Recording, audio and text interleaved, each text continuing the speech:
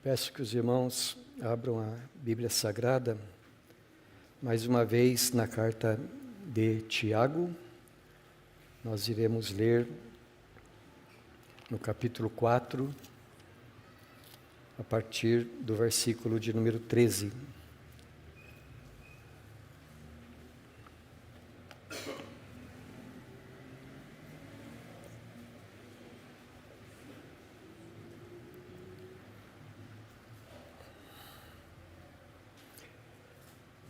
Atendei agora, vós que dizeis: hoje ou amanhã iremos para a cidade tal, e lá passaremos um ano, e negociaremos, e teremos lucros. Vós não sabeis o que sucederá amanhã. Que é a vossa vida? Sois apenas como neblina que aparece por instante e logo se dissipa. Em vez disso, devíeis dizer: se o Senhor quiser, não só viveremos, como também faremos isto ou aquilo. Entretanto, agora vos jactais das vossas arrogantes pretensões. Toda jactância semelhante a essa é maligna. Portanto, aquele que sabe que deve fazer o bem e não o faz, nisso está pecando. Até aqui, meus irmãos. Que o nosso Deus abençoe nossos corações com a sua palavra, que Ele ilumine a nossa mente, para que nós a entendamos. Certamente que entre as pessoas para quem Tiago escreveu, que eram igrejas de uma vasta região, havia muitos comerciantes. E certamente também que ser um comerciante é uma boa profissão, é uma coisa útil à sociedade, é algo que gera empregos, é algo que abençoa a família, que traz prosperidade para a família daquele que pratica o comércio. Mas todo empreendimento humano, ele está sujeito aos males decorrentes do pecado. E assim também o comércio. Assim também estão sujeitos ao pecado aqueles que trabalham nesta área. Por isso a Bíblia diz que certas transações comerciais, certos tipos de negócio são ilegais. E muitas vezes até podem ser legais, mas desonestos. E tanto um como o outro, então, seriam pecado. Seriam coisas que não se deve praticar. Além disto, mesmo quando se trata de trabalhos legais e honestos, ou melhor, de profissões legalizadas e honestas, os comerciantes são tentados à ganância, como todo ser humano. E a Bíblia diz que o amor do dinheiro é a raiz de toda espécie de males. O amor do dinheiro é que faz as pessoas serem desonestas. O amor do dinheiro é que faz uma pessoa ser injusta, ser cobiçosa. E a Bíblia também diz que a balança enganosa, aquilo de antigamente no nosso país a gente falava assim, colocar o dedo na balança, a balança enganosa é a abominação ao Senhor. E além disso, há outros pecados também que podem estar relacionados à natureza dessa profissão, porque há empregadores e há comerciantes que dão mais valor ao dinheiro do que à justiça. Então há muitos que não se importam em pagar um salário justo aos seus empregados. E dizem que isso é da natureza da profissão, que a gente, afinal de contas, tem que lucrar. Mas a história conta para nós que, por exemplo, um sapateiro perguntou para Martinho Lutero: o que eu faço para glorificar a Deus naquilo que eu trabalho? Ele disse assim: faça um bom sapato e cobre um dinheiro justo. Quer dizer, para você agradar a Deus, você precisa ser justo naquilo que faz. Existem também empregadores que não se importam de pagar atrasados para os seus empregados. E assim, aqueles que são dependentes, aqueles que são assalariados, muitas vezes, além de já estarem com dívidas, têm as dívidas aumentadas ainda. Por quê? Porque precisam fazer mais aquisições, que precisam adquirir mais coisas, porém ficam prejudicados por causa disso.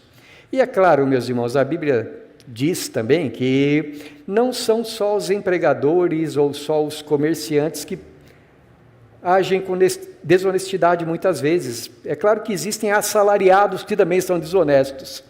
Mas Tiago aqui está, nesses versículos, e nos versículos seguintes do capítulo de número 6, olhando mais para essas classes abastadas, quer sejam comerciantes rurais, quer comerciantes urbanos, e ele, pensando nessa classe de pessoas, ele fala de certos pecados que podem acontecer, primeiramente contra Deus, e em segundo lugar contra o seu próximo também.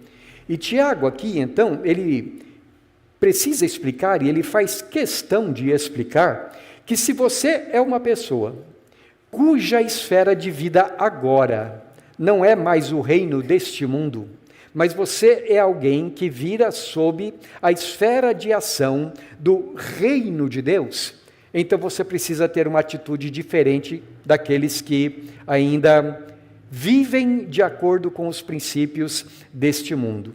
No texto de hoje, nós vamos trabalhar com aquilo que Tiago está mais especificamente combatendo nesses versículos que nós lemos, não é? E a gente pode dizer aqui que a expressão central,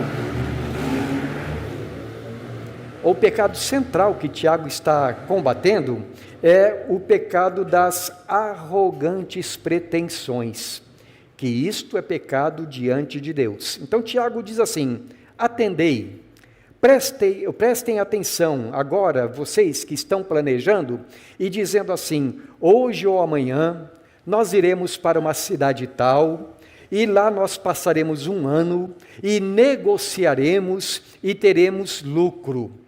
E aí Tiago prossegue dizendo: vocês não sabem o que vai acontecer amanhã. Que é a vossa vida?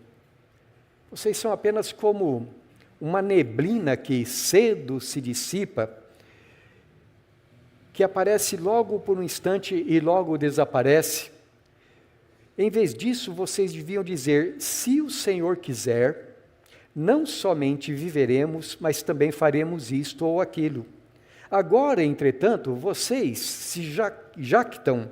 A palavra jactar-se na versão atualizada é vocês se gloriam, na versão corrigida, melhor dizendo, vocês se gloriam das suas arrogantes pretensões. Vocês se exibem pensando que vocês são o dono do futuro de vocês. Algum tempo atrás, já faz uns 40 anos, eu li um comentário da carta de Tiago, no qual o autor dava o seguinte título para essa carta: que se apresente o verdadeiro papudo. E aí, então, naquela maneira brincalhona, ele vai descrevendo pessoas que, segundo Tiago, dizem que são cristãs, mas, para a gente falar assim de um jeito bem brasileiro, é só gogó, né? Dizem que são cristãs, mas não têm uma atitude cristã em seus corações, que com a boca falam uma coisa, que têm uma certa atitude, uma certa profissão de fé, mas que não vivem isso na prática. E com efeito, meus irmãos, é disso que Tiago está falando o tempo todo, em diferenças que existem entre a verdadeira fé e a falsa fé, entre o verdadeiro cristão e o falso cristão, entre aquele que de fato ama e vive para Deus e aquele que é apenas gogó. Aqui nesse texto, então ele combate o pecado do orgulho. Embora, meus irmãos, Tiago esteja se dirigindo mais especificamente aos comerciantes, porque aqui ele se dirige, fala mais claramente a eles, por trás dessas coisas que Tiago fala, existem algumas verdades que dizem respeito a todos os crentes, princípios que devem reger o coração de todos nós. Tanto é que vale a pena a gente meditar em Tiago, também para nós. Por quê? Porque a maioria de nós aqui não é comerciante, não é? E se nós pensássemos que apenas para os comerciantes ele está falando aqui, então certas passagens da palavra de Deus não teriam nada para ser aplicadas na nossa vida.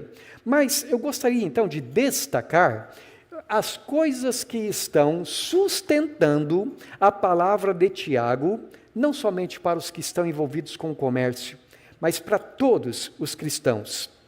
Verdades que nós precisamos observar e verdades com as quais nós precisamos viver. Primeiro, temos que ter consciência de que toda a nossa vida pertence a Deus. Tiago já havia falado no versículo de número 12 que Deus é aquele que é o juiz dos nossos atos e que Deus tem o poder de salvar e de fazer perecer. Agora, nos versículos 14 e 15, Tiago acrescenta que a nossa vida toda depende do querer de Deus. Ele diz assim: vós não sabeis o que sucederá amanhã. Aliás, meus irmãos, nós não sabemos o que sucederá daqui a 5 minutos. Nós não sabemos nada a respeito do futuro. Anos atrás, eu ouvi uma história de um rapaz que estava trabalhando como um frentista num posto de gasolina e o cliente abasteceu e logo que esse rapaz terminou o trabalho dele, o cliente tomou um folheto evangélico e deu para aquele rapaz. Eu não sei se aquele rapaz leu o folheto, eu não sei se aquele rapaz era já um cristão, eu não sei se ele ignorou o que o folheto dizia, mas eu sei que alguns minutos depois houve um acidente naquele posto de gasolina e aquele rapaz morreu. Eu tenho certeza que quando aquele rapaz saiu de casa naquele dia para ir trabalhar, ele não estava pensando que não voltaria para casa naquele dia. Eu tenho certeza que nenhum de nós, ao vir para cá hoje, veio pensando, bem, hoje pode ser o meu último dia de ir na igreja, e depois eu sei o que acontecerá, não voltarei mais. Não, a gente não sabe de nada a respeito do nosso futuro. Que é a nossa vida? Pergunta Tiago. Mesmo que nós vivamos 100 anos aqui neste mundo, meus irmãos, o que é a nossa vida à luz da eternidade? É como um piscar de olhos, é como um estalar de dedos, é como um vaporzinho que cedo se dissipa. E é por isso que diz Tiago, se o Senhor quiser, não somente viveremos, como também faremos isto ou aquilo. Colocando de outra maneira, tudo depende da vontade de Deus. Ele é quem é soberano. Ele é quem faz as coisas acontecerem ou deixarem de acontecer. A segunda coisa que eu quero destacar é que Tiago não está dizendo com isto que nós não possamos planejar e trabalhar de acordo com os nossos planos. Ele não está dizendo aqui que nós devemos então cruzar os braços e deixar a vida passar. Não, ele está dizendo assim, olha, planeje, trabalhe de acordo com seus planos, mas faça isso com humildade.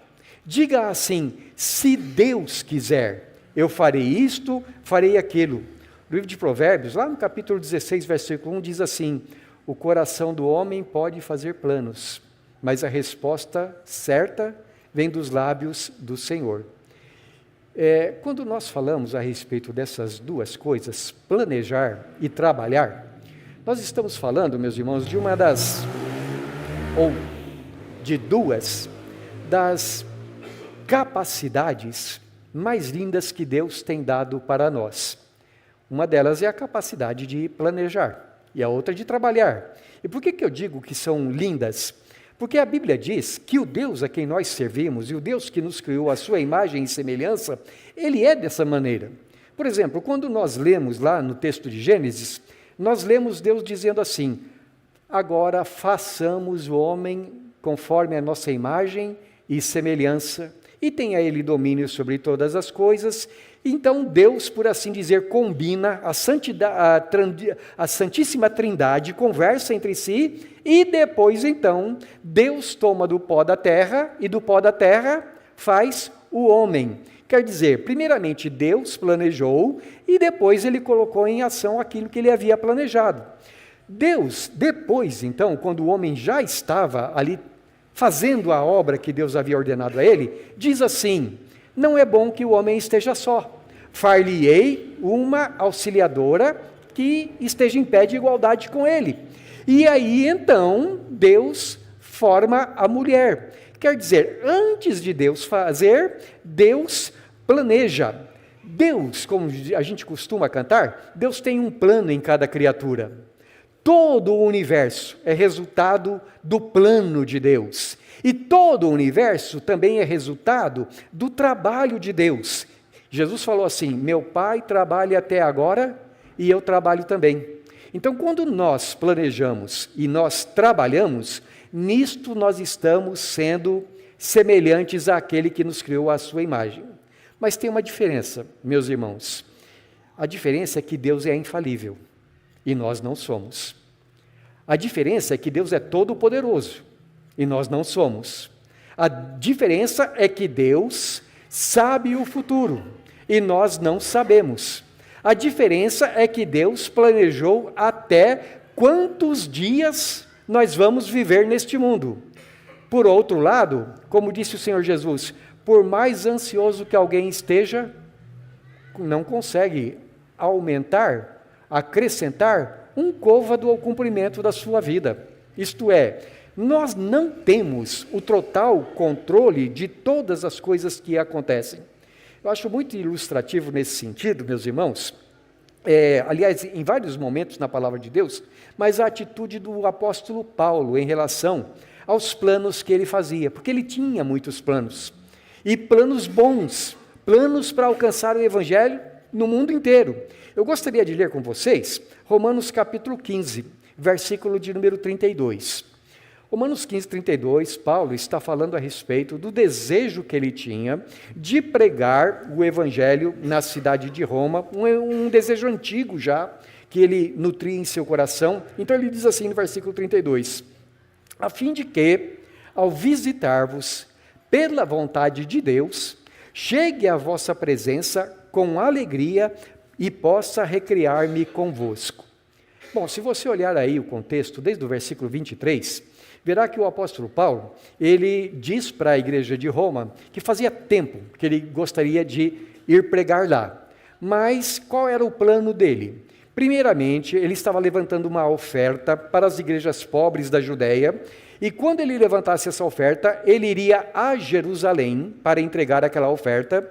Depois disso, o plano dele, ir para Roma, recrear-se com a igreja de Roma, ter comunhão com os irmãos ali, e depois ir para a Espanha, para pregar o evangelho lá. Então ele disse, eu vou fazer isso, eu vou para Jerusalém, depois, se for a vontade de Deus, ou pela vontade de Deus, irei até Roma, e aí vocês vão me encaminhar para pregar o evangelho na Espanha.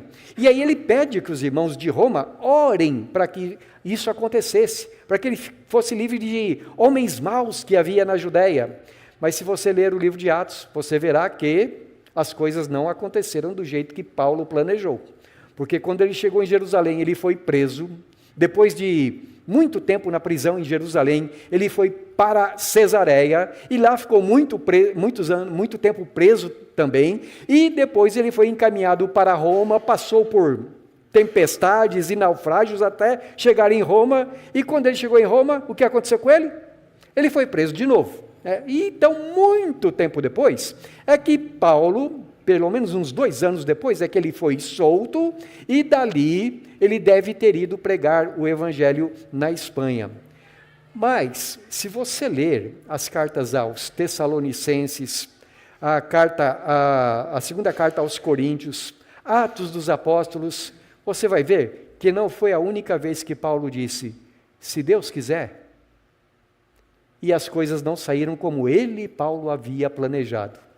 E você percebe o seguinte, lá no final da vida, quando Paulo está escrevendo a sua última carta, ele diz assim, combati o bom combate, completei a carreira, guardei a fé. Você vê, ele não era um homem frustrado, não era um homem que dizia assim, pobre de mim, tudo que eu planejei não deu certo. Não, o apóstolo Paulo tinha plena certeza de que toda a vida dele tinha sido conforme a vontade de Deus.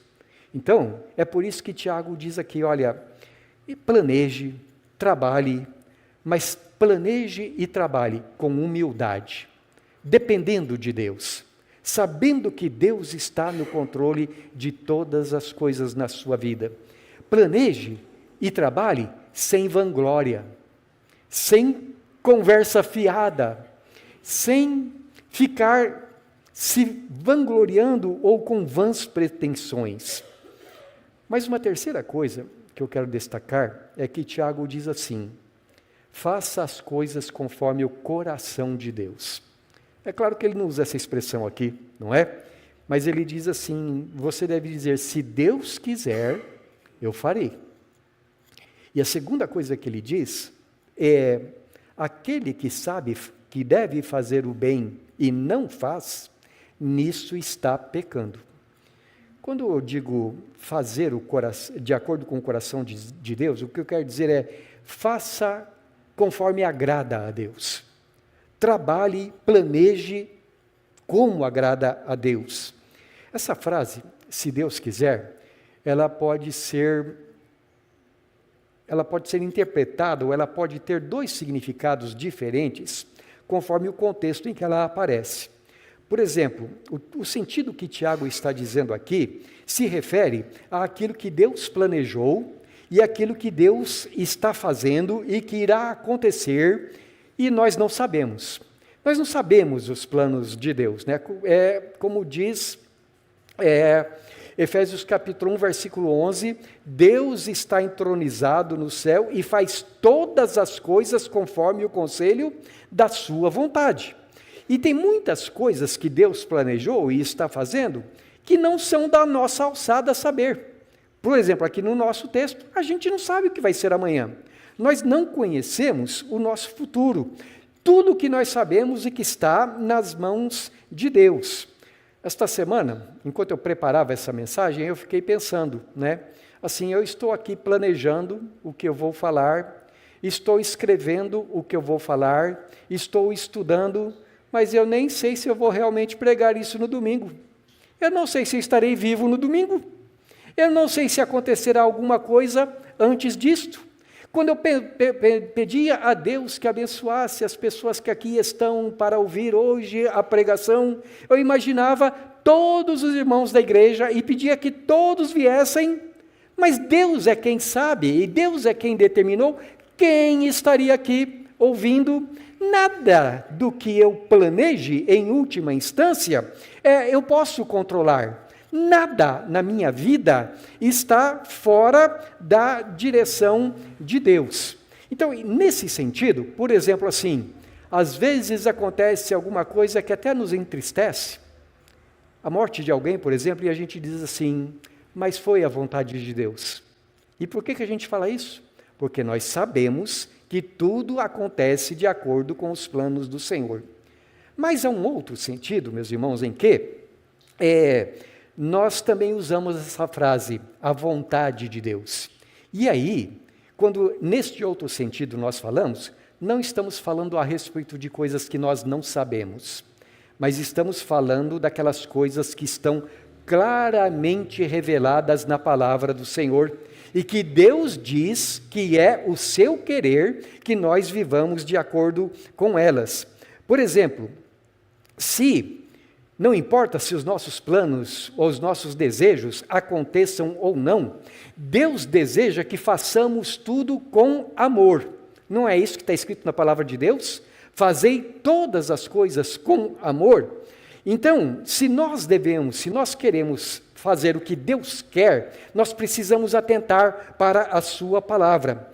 Por exemplo, Tiago diz aqui, aquele que sabe que deve fazer o bem e não faz, nisto está pecando. Olha que coisa interessante, meus irmãos. Pecado não é somente aquilo que nós, porventura, venhamos a fazer, mas pecado também pode ser aquilo que nós deixamos de fazer.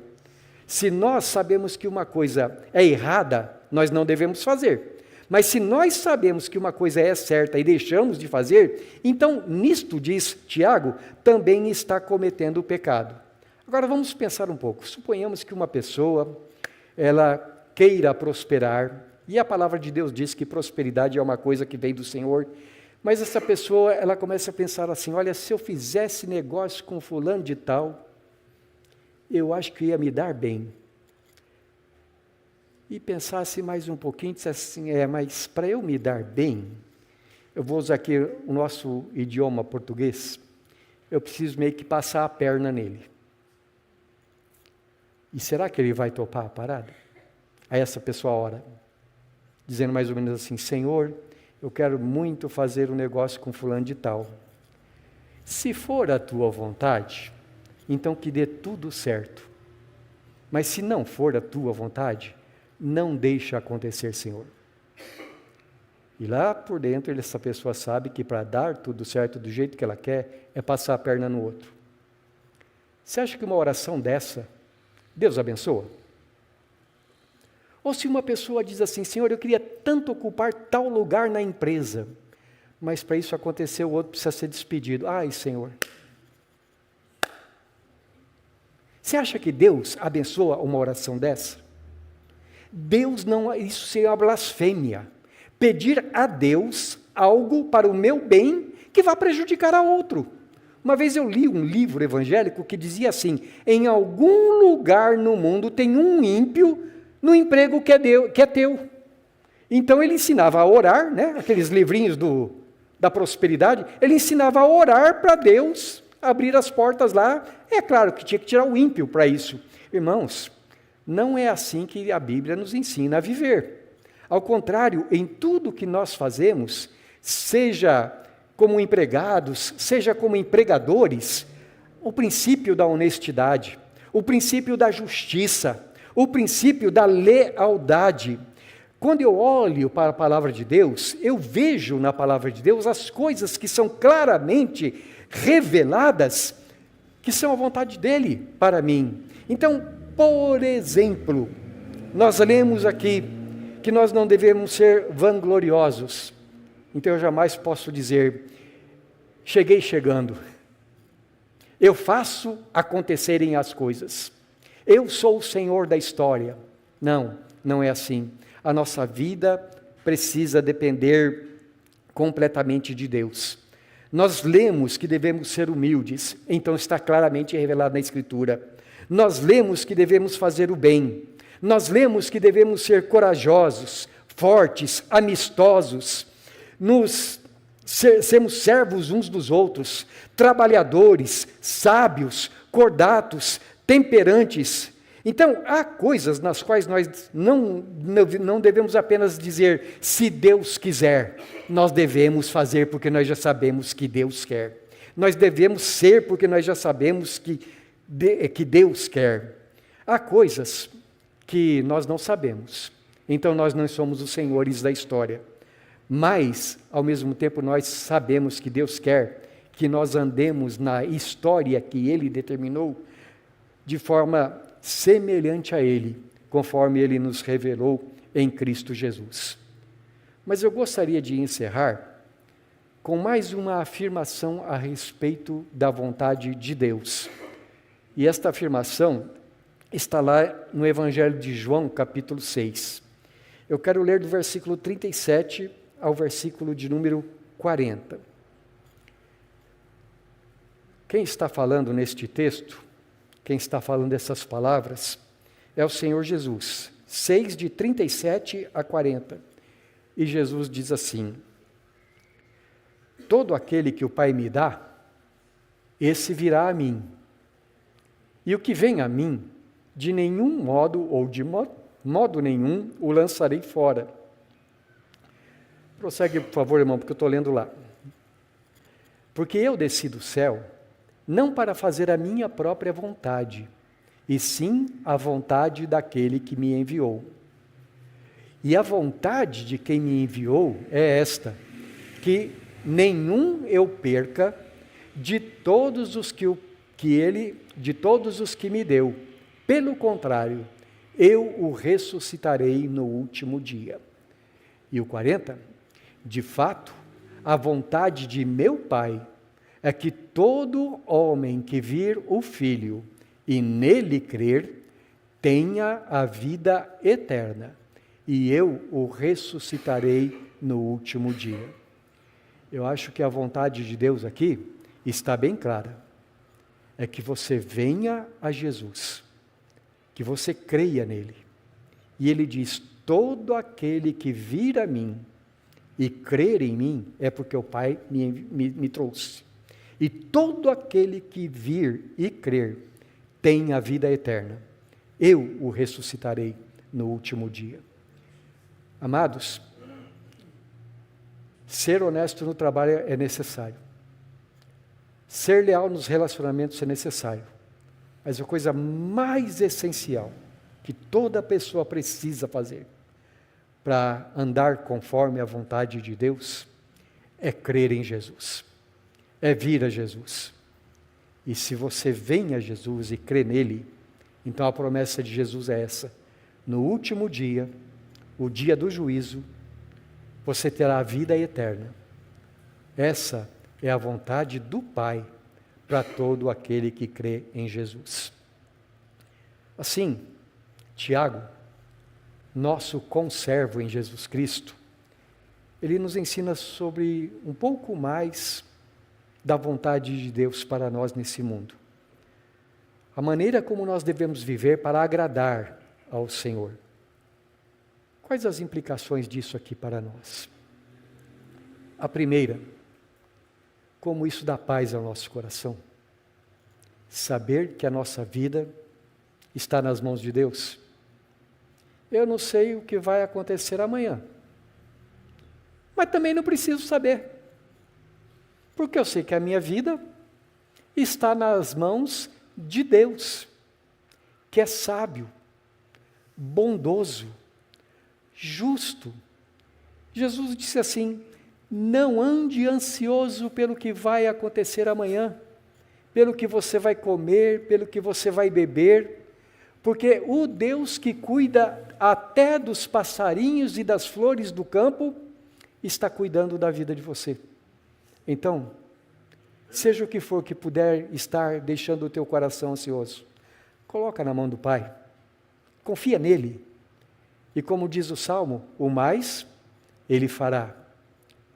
Segundo, podemos andar com humildade nesse mundo, porque para que nos gloriarmos diante dos outros? Para que mostrar para outros seres humanos que nós somos alguma coisa? Qual a necessidade disso? Porque o que vale é quem nós somos diante de Deus. Porque o que vale não é aquilo que fazemos para que os outros vejam e tragam glória para o nosso nome. Porque toda a glória que queiramos para nós, nada mais seria do que vanglória. Uma vaidade tola. Só que o que importa diante de Deus é as coisas que dizem respeito à eternidade. A nossa vida nesse mundo é muito rápida. Já ouviu aquela frase? Fulano de tal teve os seus 15 minutos de glória. Ora, uma pessoa pode ter uma vida inteira de glória, mas se ela não tiver a glória de Deus, nenhuma glória poderá ser substituta para isso. Terceiro, regozije-se na tua vida. Veja, você abre a Bíblia e você sabe o que Deus quer para você. O que Deus quer que você faça. Você não é como uma ovelha que não tem pastor. Mas você sabe, lendo as Escrituras, o que é bom e agradável diante dele. E não tem nada melhor do que andar fazendo a vontade de Deus. Que assim seja, meus irmãos. E a cada dia nos preparemos para a vinda daquele que nos amou e morreu por nós, vivendo de modo agradável a Ele.